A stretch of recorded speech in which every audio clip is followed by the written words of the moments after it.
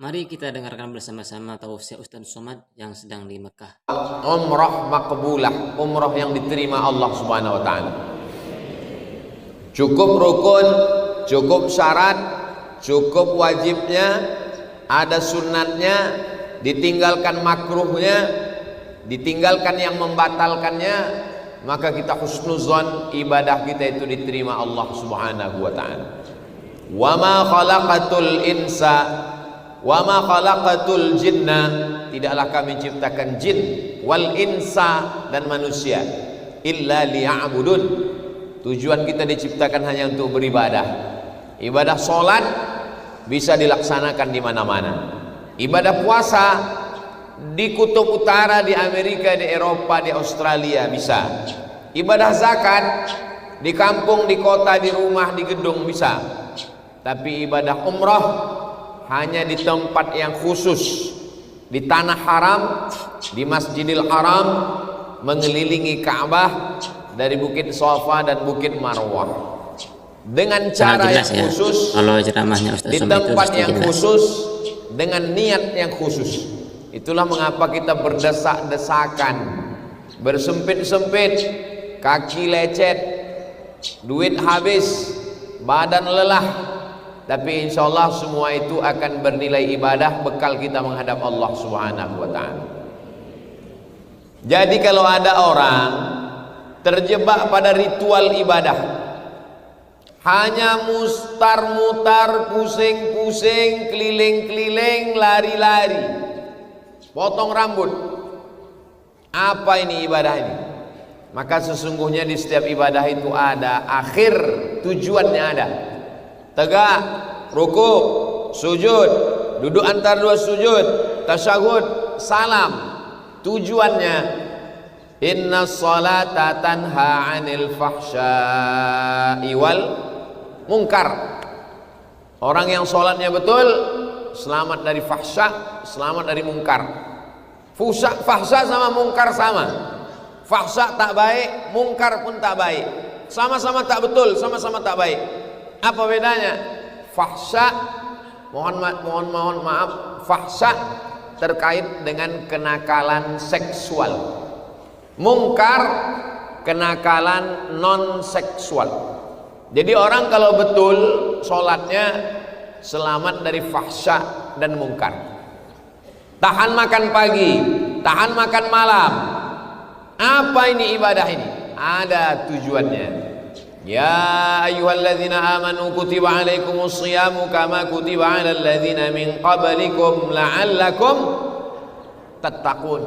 Tujuannya, target akhirnya adalah takut kepada Allah Subhanahu wa ta'ala.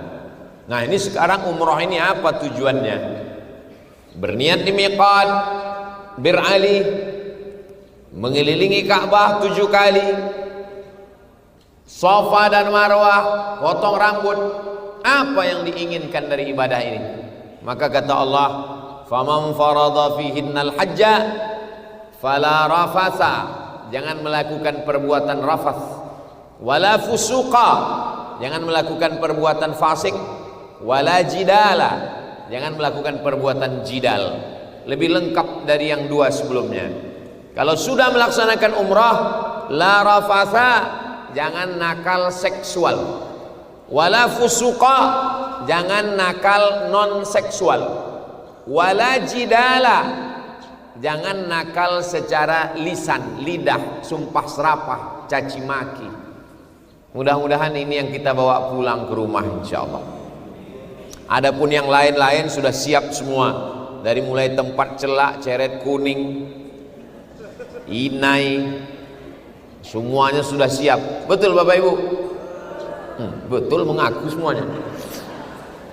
Tapi persiapan ini, jadi apa asal muasal umroh akbar ini kita laksanakan? Melihat fenomena jamaah umroh terbesar di dunia, bukan dari Mesir, bukan dari Maroko, dari Indonesia.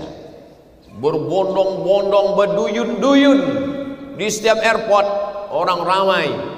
Saudara kita dari Malaysia, dari Brunei Darussalam, Asia Tenggara, begitu sampai ke tanah suci Makkah, jadi kita pun mulai berpikir, Ini kalau jamaah cuman datang, tawaf, sa'i, tahallul, pulang, kita ingin ada yang bisa diambil. Maka tentu saja dengan jumlah yang ramai, tak bisa saya semuanya mengiring untuk ke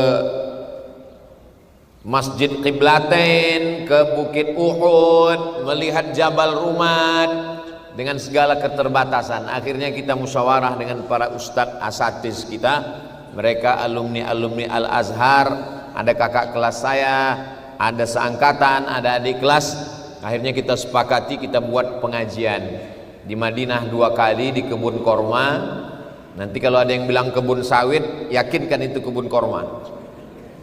Sekali di Makkah, di hotel yang Masya Allah tabarakallah, disediakan kursinya 1000 semua, masih bersisa lagi. Sementara orang sekarang ini sibuk mencari kursi, kita tak pula mau memakai kursi. Inilah hebatnya jamaah umroh ini. Mudah-mudahan semua yang kita lakukan ini hanya mencari ridho Allah Subhanahu wa ta'ala. Jadi kami ini bekerja sama, ada dari Aceh Ustadz Nazar, itu kakak kelas saya. Ada dari Jambi Ustadz Dahrizal Dahlan, itu kakak kelas angkatan 94. Ustadz Nazar angkatan 96. Ada Ustadz Hasbi dari Makassar, itu angkatan 97. Ada Ustadz Yuli angkatan 96. Ada Ustadz apa namanya? Ada namanya Ustadz Hatta dari Kalimantan, Banjarbaru, Banjarmasin, itu angkatan 97, 96. Ada UAS dari Sumatera Barat, Ustadz Abdul Salam. Nah, itu adik kelas saya. Haji Saad dari Malaysia, sahabat kami yang mengatur jadwal saya. Kalau saya ke Malaysia, itu Haji Saad yang mengatur. Jadi kalau ada masjid yang tak dapat, jangan marah sama saya. Jadi kita ini ingin berangkat umroh, tersambung silaturahim, bisa beribadah, dan yang puncaknya adalah setelah umroh ini ada perbaikan kepada nilai ibadah. Di antara yang kita perbaiki ini adalah sholat. Nah, ini yang kita perbaiki. Memang nampaknya ibadah kita umroh, tapi orang yang umroh itu sholatnya insya Allah berkualitas. Kenapa? Karena tidak ada satupun sholat yang ditinggalkan selama di kota Makkah, kota Madinah. Subuh jam 4 sudah berangkat. Bahkan ada yang berangkat jam 2. Rupanya salah tengok jam. Memang jam 2 Pak Ustadz, kami mau tahajud di Masjidil Haram, Masjid Nabawi. Zuhur jam 11 sudah berangkat. Asar jam 2:30 sudah berangkat. Nyambung ke maghrib, nyambung ke isya. Makanya tidak banyak yang komplain tentang tempat tidur, tentang kamar. Karena prinsip mereka, kami ini hanya tempat bersalin, berganti baju saja Pak Ustadz. Kami ini bukan mau tidur. Kalau mau tidur bagus, kami makan pil tidur di kamar di Indonesia, di Malaysia, di Brunei. Kami ini semuanya mau beribadah. Jadi kualitas sholatnya, selama ini sholatnya sendirian. Dari mulai iftitah, fatihah, salam 2 menit selesai. Tapi selama di Masjidil Haram, Masjid Nabawi, rukuknya sempurna, sujudnya lama, ayatnya panjang. Jadi memang nampaknya ibadahnya umrah, tapi ibadah sholatnya menjadi berkualitas. Ini yang kita bawa pulang. Mudah-mudahan nanti sampai pulang sholat kita ini tetap lama insya Allah. Dari bunyi aminnya yakin saya. Kita jaga tumak ninahnya, kita jaga bacaannya, kita baca betul-betul dalam sholat, kita perbaiki. Ini yang ingin diharapkan selesai pulang dari umrah. Yang selama ini sholatnya hanya yang wajib-wajib saja, subuh, zuhur, asar, maghrib, isya. Tapi setelah pulang umrah, tahiyatul masjid, sholat sunat wudhu, sholat sunat tahajud, sholat sunat witir, sholat sunat duha, sholat sunat hajat. Kenapa? Karena sudah terbiasa melaksanakan solat sunat. Kalau tak dilaksanakan rasa tak enak hati, rasa ada yang mengganjal, rasa ada yang belum selesai. Mudah-mudahan perasaan ini yang kita bawa dari Madinah dibawa ke Makkah, sampai nanti pulang ke tanah air tak tinggal solat tahajud, solat duha kita insyaallah. Amin. Bapak Ibu yang dimuliakan Allah Subhanahu wa taala, proses yang ingin dicapai dalam ibadah umrah ini, kata pepatah orang Melayu, alah bisa karena biasa. Terbiasa cepat ke masjid, terbiasa pulang lambat, terbiasa zikir pelan, terbiasa sholat jenazah, terbiasa sholat malam, terbiasa sholat. Inna awwala ma yuhasabu bihil abdu yaumal qiyamah, yang pertama kali dihisab, dihitung, dikira dari seorang hamba adalah sholat. Idza sholahat, kalau sholatnya betul, sholat al-amalu kulluh, amal yang lain ikut betul. Wa idza fasadat, kalau sholatnya rusak, zakatnya, puasanya, hajinya, fasadal amalu kulluh, yang lain ikut menjadi rusak.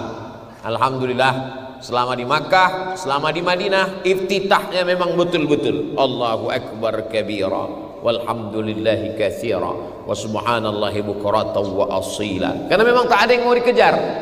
Waktu di tempat kita, sholat zuhur jam 3.15, sholat asar 3.30, wudhu zuhur ke asar. Orang pun heran nengok, wah hebat betul bapak ini sholat di awal waktu ya. Kata kawannya, itu bukan awal waktu, sholat akhir.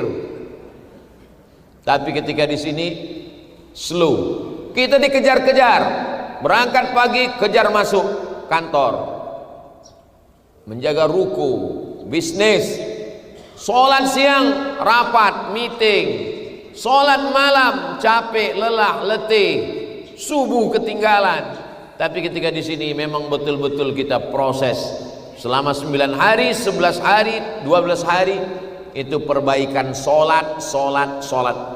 Makanya di antara amal kita nanti yang pertama kali ditanya adalah sholat. Yang pertama kali anak-anak disuruh, kata Nabi, muru auladakum, suruh anak kamu bis sholah, suruh sholat. Wahum sab'a sinin, ketika berumur 7 tahun. Wadribuhum fil ashrah, berumur 10 tahun, maka pukullah dia.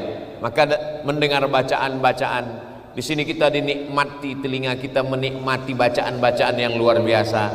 Maka setelah pulang nanti, yang belum pandai mengaji mulai semangat untuk belajar. Kenapa? La sholata, tidak sah sholat liman lam yaqra bi fatihatil kitab, bagi yang tidak betul baca Fatihahnya. Di sini dibetulkan baca Fatihah, mendengar macam mana bacaan imam yang baik dan benar. Ini semua yang pertama kita bawa pulang adalah memperbaiki kualitas sholat. Nomor 2, apa yang kita bawa pulang setelah dari sini? Zikir. Di mana-mana orang bawa tasbih, zikir. Di jalan zikir, di masjid zikir, selesai sholat zikir. Kenapa? Karena memang baru beli tasbih, kemana-mana bawa tasbih. Bagus. Jangan sampai ada jamaah beli tasbih 100, semuanya untuk tamu, tinggal 1, itu pun untuk mobil. Mobilnya masuk surga, orangnya masuk neraka. Na'udzubillah. Nah, jadi sisakanlah tasbih ini untuk suami 1, istri 1, anak. Ustaz Somad itu ceramah aja ngomong, dia tak ada buat tasbih. Ada tadi, kemana? Tinggal pula tasbih tadi. Oh ada.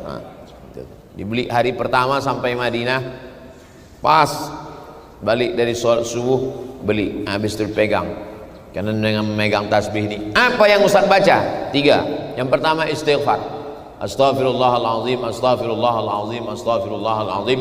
Yang kedua salawat, Allahumma salli ala Sayyidina Muhammad wa ala ali Sayyidina Muhammad. Yang ketiga afdalu dzikri la ilaha illallah. Zikir-zikir yang baik. Yang lain-lain bagus, bukan tak bagus. Subhanallah wa bihamdihi subhanallahil azim. Kalimatani, 2 kalimat, khafifatani 'alal lisan, ringan di lisan.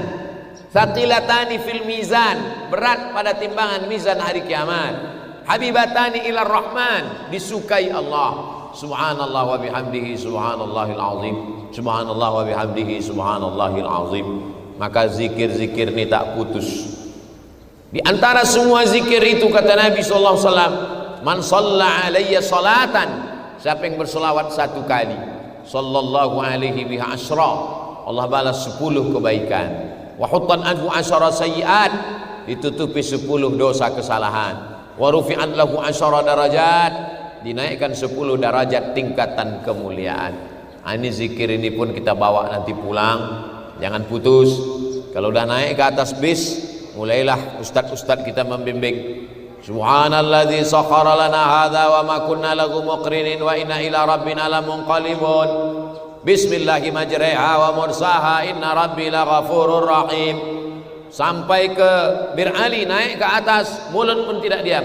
Labbaik Allahumma labbaik, labbaik la syarika lak labbaik, innal hamda wan ni'mata laka wal mulk la syarika lak. Itu semuanya adalah zikir. Masalul ladzi yadhkuru rabbahu wal ladzi la yadhkuru rabbahu kamathalil hayy wal mayyit. Perumpamaan orang yang berzikir dengan orang tak berzikir seperti orang hidup dan orang mati. Siapa itu orang hidup? Orang yang berzikir. Siapa itu orang mati? Orang yang tak berzikir. Jadi kalau ibu berzikir, suami ibu tak berzikir, berarti selama ini ibu menikah sama genderuwo. Na'udzubillah. Keluar surat genderuwo. Itulah pentingnya istri berzikir, suami berzikir. Ala bizikrillah, dengan banyak berzikir mengingat Allah, tatmainnul qulub, hati menjadi tenang. Subhanallah walhamdulillah wala ilaha illallah wallahu akbar. Waktu tawaf tak bisa baca, mau dibaca tulisan takut telungkup, mau didengar bacaan pembimbing bercampur pula sama bacaan orang India sebelah, sama Afrika, India kiri Afrika kanan, mau dibaca tak terbaca. Apa saya zikir sendiri, subhanallah walhamdulillah wala ilaha illallah wallahu akbar. Jangan sampai bingung, mau baca tak terbaca, mau dengar tak terdengar. Kawan bertanya sebelah, apa yang kau baca? Aku pun tak tahu. Subhanallah walhamdulillah wala ilaha illallah wallahu akbar. Jadi zikir ini masya Allah. Baca Quran zikir. Subhanallah zikir. Alhamdulillah zikir. Allahu akbar zikir. Tahlil la ilaha illallah zikir. La haula wala quwata illa billah zikir. Subhanallah wa bihamdihi subhanallahil azim zikir. Zikir. Mulut menyebut, hati mengingat, pikiran sadar. Itu zikir. Mulut menyebut, hati mengingat, pikiran sadar. Itu zikir. Sebab banyak juga orang mulut menyebut, pikiran tak sadar. Itu namanya mengigau. Pikiran tak sadar. Ada orang megang tasbih. Makin cantik nampak orang lewat, makin kencang tasbih. Itu tak sadar. Itu di luar kesadaran. Kita ini di dalam Islam kita diajarkan sadar. Semua yang kita lakukan ini kita sadar. Waktu masuk ke toilet, kita mesti sadar yang masuk itu kaki kiri atau kaki kanan. Kaki kiri, banyak yang sadar, tapi pas mau masuk, pas sudah keluar tak ingat, mana tadi? Waktu masuk masjid, kita sadar bahwa yang masuk itu adalah kaki kanan, dan yang dibaca adalah Allahumma, lupa pula baca masuk masjid, Allahumma ftahli abwaba rahmatik. Waktu mau masuk toilet, kita sadar bahwa yang masuk itu adalah kaki kiri, dan mulut kita menyebut, hati kita mengingat Allahumma inni a'udzubika minal khubuthi wal khaba'is. Waktu naik kendaraan, kita sadar dan hati kita ingat, mulut kita menyebut subhanalladzi sakhkhara lana hadza wa ma kunna lahu muqrinin wa inna ila rabbina lamunqalibun. Hati mengingat, mulut menyebut, pikiran sadar. Itulah Islam. Orang yang tabrakan, kalau ditanya, mohon maaf, nauzubillah, apa yang kau alami tadi?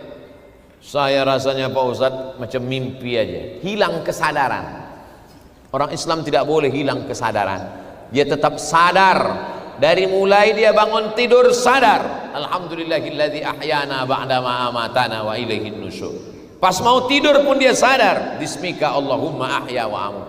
Sekarang ini kita sedang berhadapan dengan orang antara sadar dan tak sadar. Bangunnya tak sadar, tidurnya pun tak sadar. Tiba-tiba mati saja.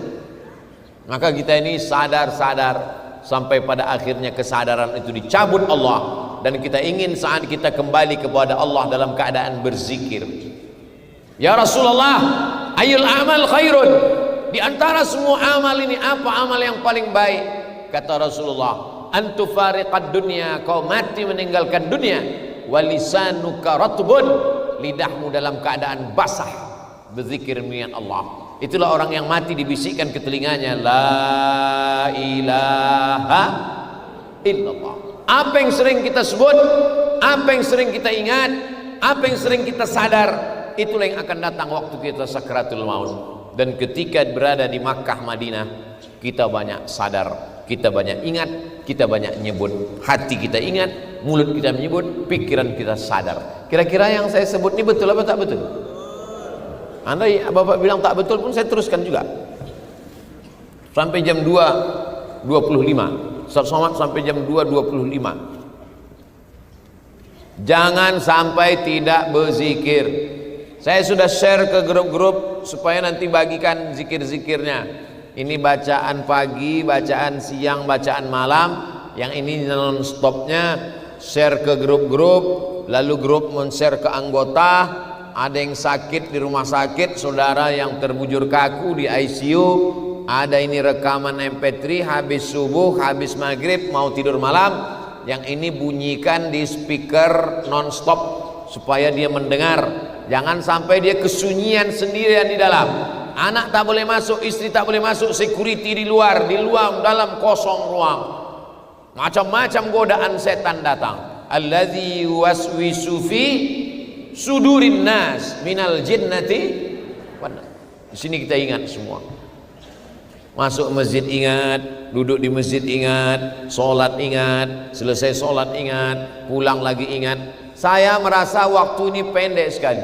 Pagi subuh berangkat ke masjid, pulang dari masjid ke sana kemari, habis itu zuhur, lalu kemudian melanjut ke asar, habis asar ke maghrib, habis itu ke isya, habis itu ke malam, begitu lagi. Tak terasa besok sudah hari Jumat, habis itu hari Sabtu, habis itu kami akan pulang. Begitulah cepatnya perputaran hari ini. Mudah-mudahan setiap detik, menit, waktu, hari, jam itu semuanya bernilai zikir insyaallah. Amin ya rabbal alamin. Yang ketiga yang kita bawa adalah ketekunan membaca Al-Quran. Makanya di Masjidil Haram itu rak-rak Quran itu. Berapa kali ibu dipegang orang bahu minta ambilkan Quran sama minta balikkan Quran. Tepuknya bahu saya. Orang entah India, entah Pakistan, entah Afrika, pegangnya suruh balikkan Quran. Saya ambil, saya tengok kanan kiri, oh tak ada jamaah nengok. Malu juga kita kan, ustadz disuruhnya balikkan Quran. Enggak. Siapa kita? Semuanya di hamparan butiran debu dalam samudera kuasa Allah Subhanahu wa taala. Kita dipepuk orang bahu kita untuk meletakkan Quran atau dia minta ambilkan Quran. Tapi coba kita pikir berapa kali kita minta ambilkan Quran sama orang. Dan berapa juz yang kita baca. Saya orangnya tidak suka mendikte-dikte indah. Tapi waktu kosong itu kita isi sholat sunat, berzikir, baca Quran. Akhirnya azan. Habis azan sholat sunat, baca Quran, zikir, akhirnya qomat. Habis qomat, duduk, zikir. As-salatu ala al-amwati yarhamkumullah. Apa kata dia itu? Orang mati. Berapa orang? Entahlah, pokoknya sholat jenazah aja. Aku sholat jenazah seperti niat imam lillahi ta'ala. Kalau sholat jenazahnya satu, Allah maghfir lahu, Pak Ustadz. Kalau jenazahnya dua, Allah maghfir lahuma. Kalau jenazahnya banyak, Allah maghfir lahum. Kalau laki-laki, Allah maghfir lahu. Kalau perempuan, Allah maghfir laha. Kalau perempuan semua, Allah maghfir lahunna. Kalau bercampur laki-laki, perempuan sama anak-anak, Pak Ustadz, baca aja Allah maghfir lahu semua. Sah.